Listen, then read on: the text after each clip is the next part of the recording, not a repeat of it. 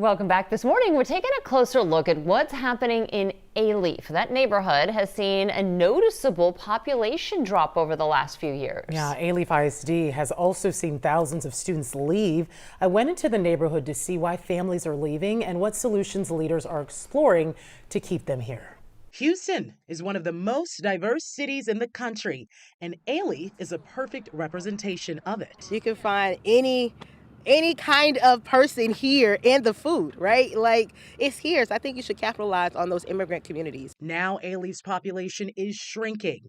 U.S. Census data cites falling birth rates and migration. But Councilwoman Tiffany Thomas says that data might not paint the full picture. We have individuals that chose not to participate in the census, which is also an indicator of where business goes. Business is looking at rooftops. They're looking at where the population is. So in an effort for us to make sure that we have the businesses and the amenities available, we also need to make sure that people are counted and that they know that they exist and that those services are needed. Paul Alvarez has lived in Alief for 30 plus years. So you've lived in Alief your whole life? I would say I am from Alief, yeah. I wasn't born here, but this is where I was raised. This is part of the fabric of who I am. He believes more boots on the ground will make residents feel valued and heard.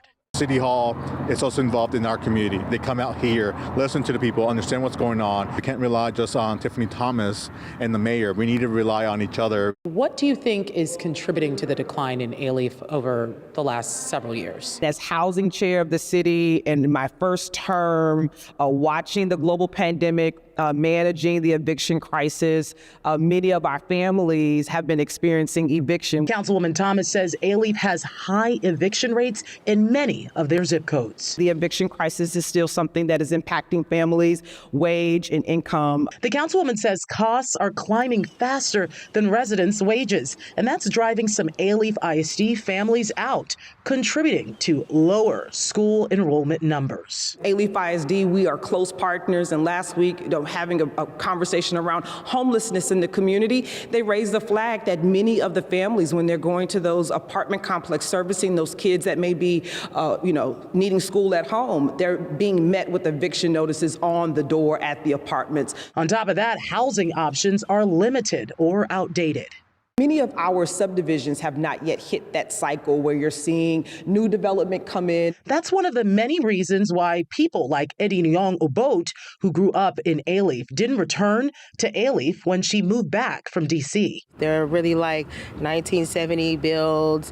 There's pockets of new builds here and there, but there isn't like a community of new builds. It just makes it more difficult to stay here and live here, when you can move to another area where they have beautiful landscaping, where you have all the amenities, all the supermarkets. We come into Alief, we play, we hang out, we go to church, and then we live in the outskirts, in other counties and things of that sort. And so it's just the homes may be more affordable, and you get more square footage for your dollars. For more than 20 years, this building behind me here at Belknap Square has been empty.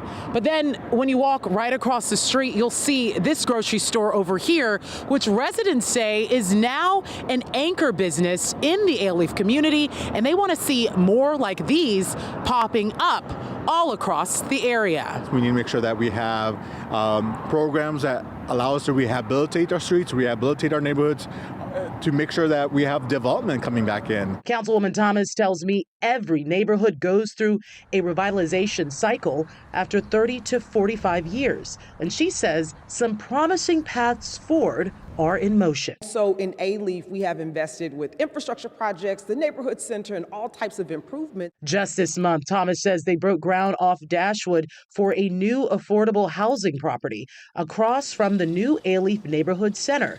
And recently, a new $28 million Bissonnette improvement project was approved. If we can stop 5,000 to 7,000 families from making the choice to leave, then we're going to continue to do so in investing. Alief ISD has created schools of choice within the school district to offer opportunities, different learning opportunities, and we're also doing the same thing at the neighborhood center. Obot believes it's going to take all hands on deck to slow the wave of people moving out of Alief. I think a survey could happen. I think town hall meetings could happen. I think that I think the biggest thing is that community members have to really find the interest and feel vested to come. Yeah, she made a good point about everyone needing to be involved in figuring out ways to bring people back or at least keep them staying there. So Tiffany Thomas, the councilwoman, she did a good job really breaking down kind of some other issues that they're also dealing with and have plans in 2026 to kind of counteract on. Yeah, great perspective you gave us, because there's so many different aspects to these decisions that families are making, but the investments are also being made. And we talked about that neighborhood park earlier, how beautiful that is. I mean, it's incredible. Park. Yeah, It's a and good I've start. been out there, and it's really an incredible investment in that community. Yeah, good luck to them. Time now is